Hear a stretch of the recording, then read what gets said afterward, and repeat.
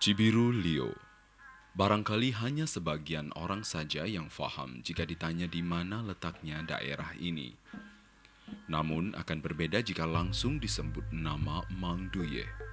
Hampir semua orang, terutama mereka yang berkecimpung dalam seni wayang golek, mengenal dengan sangat baik pria asal Cibiru Lio, Desa Cibiru Wetan, Kabupaten Bandung, Jawa Barat ini.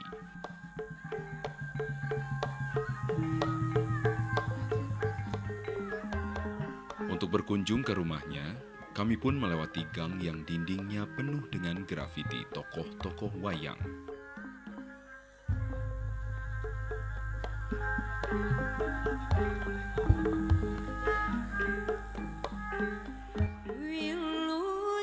Tak jauh dari mulut gang sudah tampak sebuah workshop sederhana, terdiri dari 2 ruang tempat memproduksi berbagai produk wayang golek.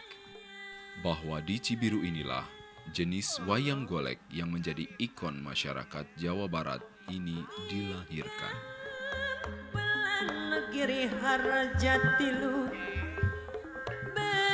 Pokok cikalnya itu asalnya Uyut Darman itu dari Tegal. Yang bikin wayang cepak dulunya yaitu Uyut Darman hijrah ke Cibiru atau ke Kabupaten Bandung. Sudahnya hijrah ke Bandung, Uyut Darman itu bikin wayang sampai mancanegara. Ya dikatakanlah udah jadi buku dunia itu ya, itu Uyut Darman. Nah, di situ sesudahnya Mang Ujang Darka yang ada di Cibiru, terus ada lagi generasinya ke Mang Ujang Taryat. Dari Mang Ujang Taryat itu generasinya habis ya.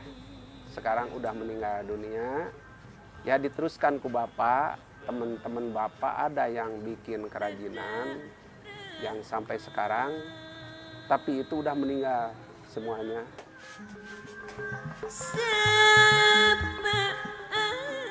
Ya, kepiawaian Mang Duye membuat wayang telah membuat banyak dalang ternama memesan wayang darinya. Lekuk ukiran yang sangat detail, rapi, dan pengecatannya yang sangat halus dan solid membuat hampir semua dinasti dalang Jawa Barat seperti Amung Sutaria, Abah Sunaria, dan lainnya menggunakan wayang karyanya.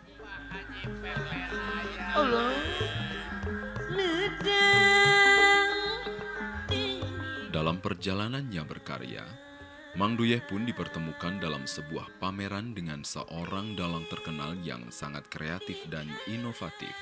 Dia adalah Ki Entus Susmono, dalang terbaik Festival Wayang Indonesia asal Tegal, Jawa Tengah. Ki Entus sendiri selama ini dikenal sebagai dalang yang syarat akan terobosan, yang kadang memicu kontroversi. Penerima gelar Dr. Honoris Causa bidang seni dari International University of Missouri, USA ini pernah mementaskan berbagai jenis wayang ciptaannya, mulai dari wayang santri, wayang Batman, wayang tokoh-tokoh politik, dan wayang Teletubbies.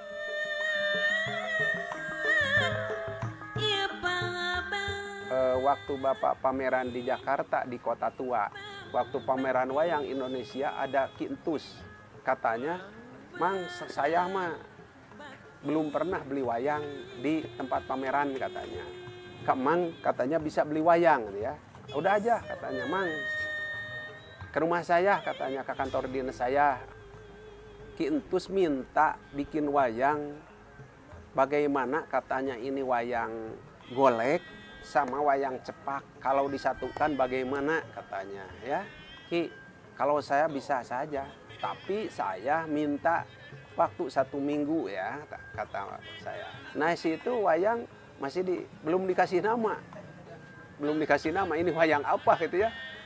Mukanya muka wayang cepak, ke atasnya wayang golek, wayang Jawa Barat, kan bingung gitu ya. Nah di situ kita ngobrol-ngobrol, Mang bagaimana katanya, udah aja lah ini kasih nama katanya wayang Wanda, kan ini masih saudara katanya Emang sama saya gitu ya. Akhirnya jadi ketemu di situ.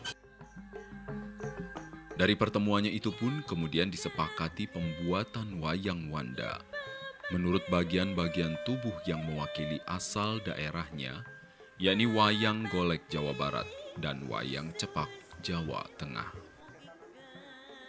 Nah, kalau ini asli wayang cepak. Ya, dikombinasikan ke sini. Ini cuman diambil mukanya. Ya, diambil mukanya. Tapi kesininya kan bentuk asli wayang golek. Ya, di sini bentuknya. Tapi mukanya ini wayang cepak mukanya. Ya. Nah, kalau dibandingkan dengan ini, nah ini aslinya wayang Sunda. Jadi dilihat kayak ini kan nyengirnya kayak orang ya. Nah, nyengirnya kayak orang. Tapi kalau ini kan enggak. Kalau wayang Sunda jadi manisnya kelihatan. Tapi kan kalau ini seperti wayang kulit.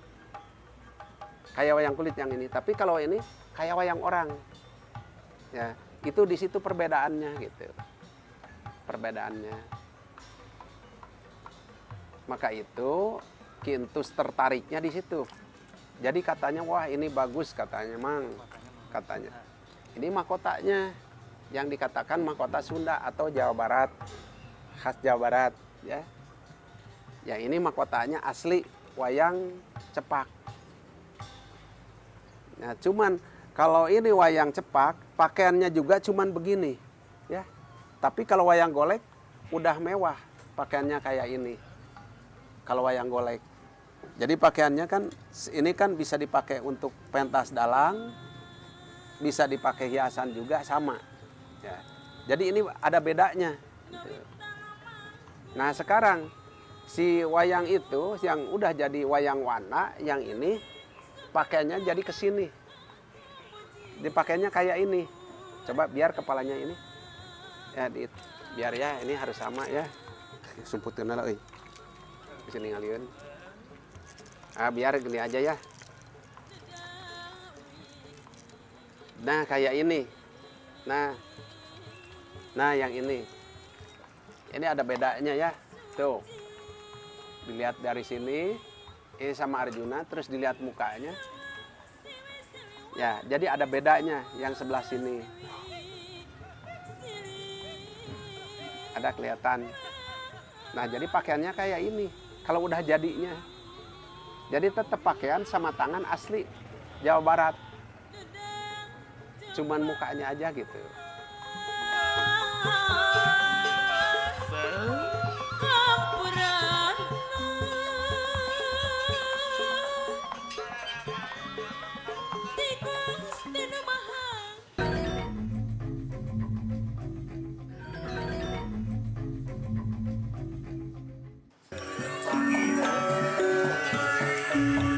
Usia Mang Duyeh memang sudah di atas 60 tahun.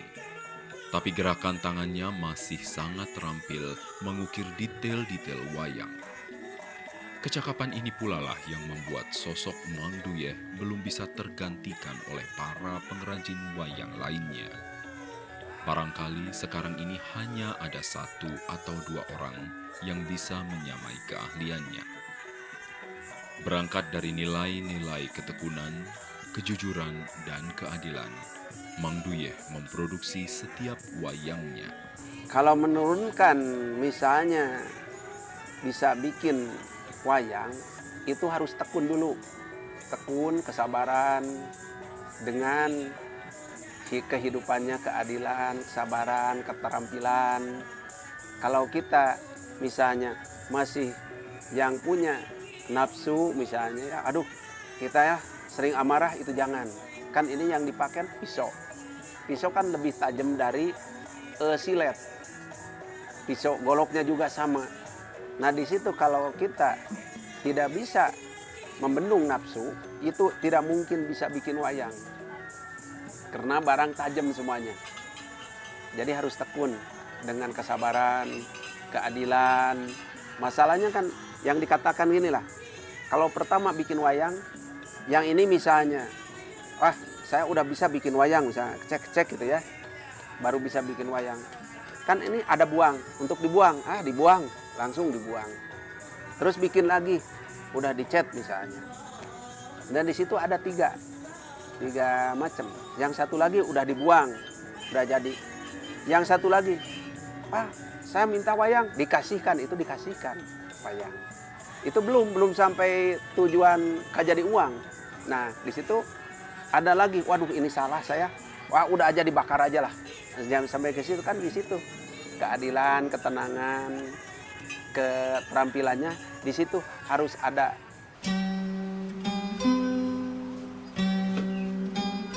Tahap-tahap pembuatan wayangnya sendiri diawali dengan pemilihan bahan dasar kayu. Jenis kayu haruslah albasiah atau kayu lame. Karena dua jenis kayu ini memiliki pori-pori kayu yang tidak terlalu besar dan tahan serangga pemakan kayu seperti rayap.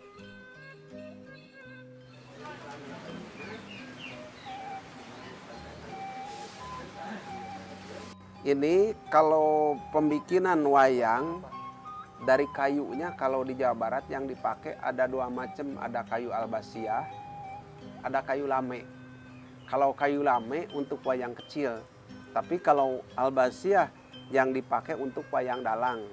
Yang ini diprosesnya lama. Jadi ini 3 bulan baru dibikin wayang, tapi itu untuk dalang. Beda lagi dengan untuk hiasan. Misalnya kalau untuk hiasan, kita misalnya nebang kayu, kita langsung diragaji, kita langsung dibakal, langsung itu dicat, itu ya misalnya. Kan itu cat dasarnya juga kan itu lebih jelek. Maka catnya cat pertama, finishingnya itu cat tembok dulu, langsung dicat apian ya, itu untuk wayang hiasan. Tapi kalau untuk wayang dalang, yang tadi dikatakan dempulnya juga isamu, pakai dana gloss semuanya.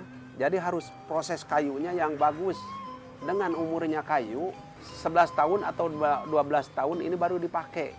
Tapi kalau untuk hiasan itu kayu cuma 6 tahun atau 5 tahun udah dipakai. Setelah memilih jenis kayu yang tepat, barulah dimulai pengerjaan wayang tersebut. Jadi enggak semuanya bisa bikin wayang untuk dalang. Karena yang satu, untuk apa misalnya bikin wayang yang besar segini kalau enggak laku? Kan itu namanya produksi. Kalau produksi udah aja yang kecil aja lah. Misalnya sekarang bikin wayang, sekarang jadi, sekarang langsung dijual, mentahannya juga bisa laku. Tapi kalau bisa bikin wayang kayak Bapak di sini, ini lambat waktunya, kecuali ada pesanan. Tapi kalau di sini tidak berhenti, masalah pesanan itu terus mengalir sampai sekarang. Enggak sampai seperti orang lain kan, waduh katanya enggak ada pesanan, itu enggak. Kalau memang terus gitu ya. Setelah pembuatan wayang dan aksesorisnya sudah selesai, proses produksi pun melangkah pada satu tahap yang justru paling menentukan, terutama pada wayang-wayang yang disediakan dan akan dimainkan oleh para dalang. Menggunakan istilah Mang Duye, wayang-wayang tersebut sebelum diberikan pada pemesannya, para dalang harus diisi dulu. Kayak ini bikin Arjuna, ini langsung diisi hodam. Tapi itu dikatakan ke Umang, ini yang harus masuk misalnya. Ke Arjuna, masuk ke Arjuna. Itu hodamnya. Nah, langsung lagi misalnya ke si Cepot, langsung masuk ke si Cepot. Waktu itu di ritualan. Nah, udah gitu, langsung itu dipakai ku dalang. Maka itu kalau bikin wayang harus hati-hati. Kadang-kadang yang bikin wayang itu, kalau bahasa Sundanya itu owah, kalau zaman sekarang kan itu stres ya, atau gila ya. Maka itu kalau bikin wayang harus hati-hati, harus dengan ilmunya. Kalau enggak dengan ilmunya, bisa bikin wayang, itu baru ketahuan, baru ada keselamatan, baru itu ada lebihnya. Tapi kalau misalnya kita bikin wayang asal jadi aja, memang ya banyak, itu enggak jadi uang. Kadang-kadang orang itu dipakai macam-macam lah, dipakai perjalanannya kesalahan bagaimana itu ya. Akhirnya, oh si ini tukang wayang, tapi akhirnya itu nggak jadi. Nggak jadi tukang wayang. Jadi jadinya asal. Nah, satu itu. Yang kedua, yang seperti dalang. Kenapa dalang dikatakan dekat sama dewanya atau sama hodamnya? Itu betul. Itu bersamaan dengan tukang wayang. Tukang wayang juga sama. Nah, di situ yang dikatakan kalau kepada dalang begini, dalang nyup maning wayang, wayang nyup maning dalang. Kan itu udah tuker sukmanya ya atau isinya. Nah, di situ. Jadi hodamnya itu masuk di situ. Itu sebetulnya kalau dilihat nggak kelihatan, tapi kalau ke orang tahu itu sebetulnya masuk.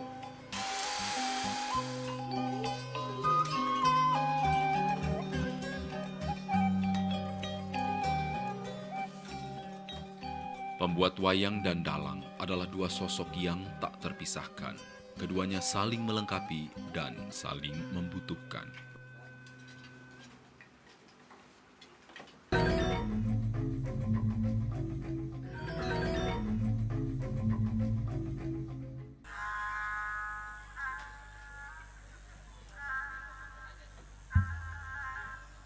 Pengembaraan selama puluhan tahun mencurahkan sebagian besar hidupnya untuk melestarikan pembuatan wayang dilakoni Mang Duyeh lewat berbagai ujian hidup.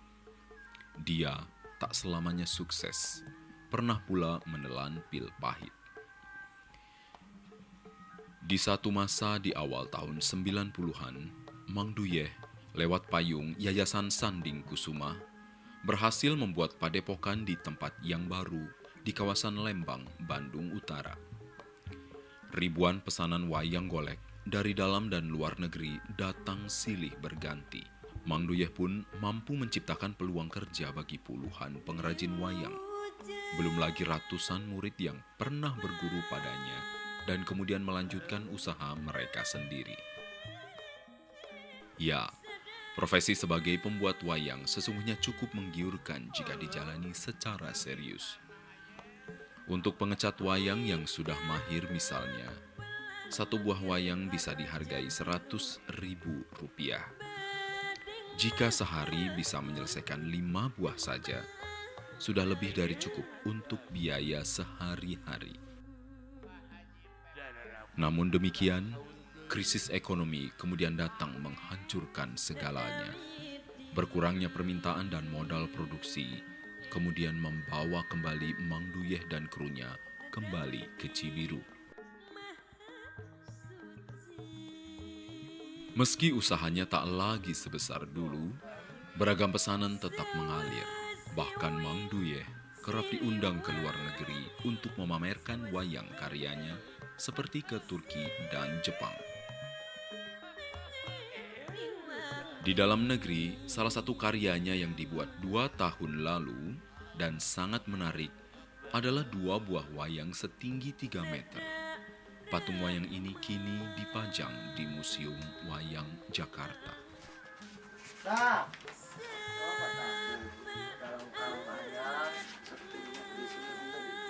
Nah, di situ orang-orang Museum Wayang Indonesia datang ke sini waktu 2012 ya, waktu 2012. Nah, bawa bukunya pertamanya ke provinsi atau ke Jawa Barat, udah aja lah ke Jawa Barat. Itu bawa buku, katanya ini betul Mang Duyeh pengrajin wayang, itu dibawa bukunya. Oh ini betul katanya, keturunan. Ya kalau gitu mah. Udah dari situ terus ke ASTI, ke SMKI. Itu betul Mang Duyeh katanya pengrajin, itu keturunan. Terus Kak Asep Sunandar, itu masih ada Asep Sunandar ya 2012. Itu betul katanya, udah aja ke Mang Duyeh aja gitu, langsung ke sini. Dari Museum Wayang Indonesia datang ke sini. Mang katanya ini betul Mang, ya itu 8 orang yang datang. Nah di situ Mang katanya mau ikut enggak katanya pameran di Museum Fathahillah di Kota Tua katanya. Kata Mang nggak apa-apa, udah aja lah. Ikut, ya akhirnya Mang berangkat ke situ. Kata Mang, ini Jumat katanya, ini pembukaannya jam 10 siang katanya. Mang jam 8 udah datang ke situ. Akhirnya Mang diterima, langsung dikasih tenda untuk setan pameran itu. Langsung Mang di situ narima penghargaan. Adalah keluarga yang menjadi sumber inspirasi dan kekuatan Mang Duyeh dalam menjalani profesinya hingga kini. 4 dari 8 anaknya bahkan kini serius mengikuti jejaknya sebagai pembuat wayang golek. Sejak mereka kecil, Mang Duyeh memang sudah menanamkan nilai dan idealisme sebagai seniman pembuat wayang. Bukan hanya materi yang menjadi pertimbangan, tetapi idealisme untuk menjadi bagian bangsa yang melestarikan tradisi budayanya.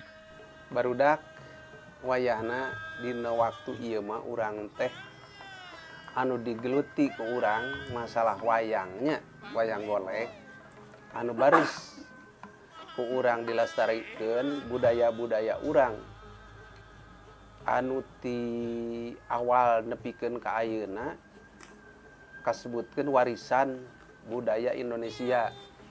Lamun teu diteruskeun ku urang deuk saha deui anu neruskeun. Lantaran ieu teh urang teh asupna teh bisa asup aset negara bisa. Darantaran ieu teh nomor hiji seni budaya teh.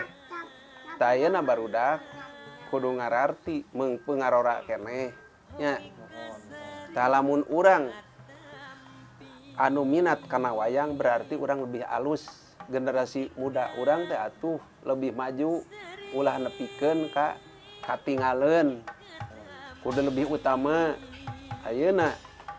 Nah ari niat Bapa anu sakieu alusna anu sakieu nepikeun ka Bapa nepikeun ka bisa mancanegara nya misalna bisa ka Eropa atau Bapa bisa ka Jepang bisa kuring Indonesia manya ari maraneh misalna anu neruskeun Bapa deuk saha deui sok teruskeun sing terkun sing tenang tekun kasabaran demi keadilan demi urang teh jang negara Indonesia keneh urang lamun urang maraju bari bener bager jujur kalakuan urang teguh kana taat ka perjanjian urang nyeun wayang teh yen geuningan moal kapetik hasilna lamun urang teu kerna jujur.